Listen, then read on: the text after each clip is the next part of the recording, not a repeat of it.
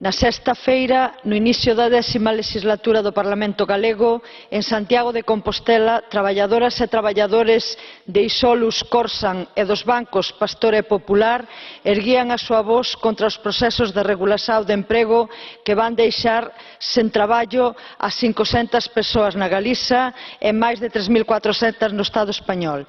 Isto contradiz as promesas repetidas do señor Juncker nesta Cámara en relación a reducir o desemprego.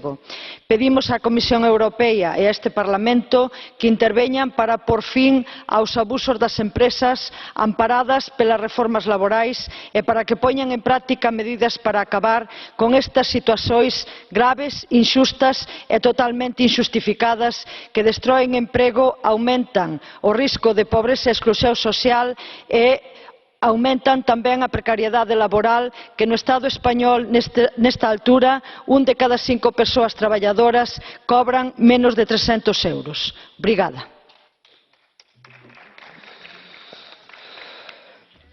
Muchas gracias.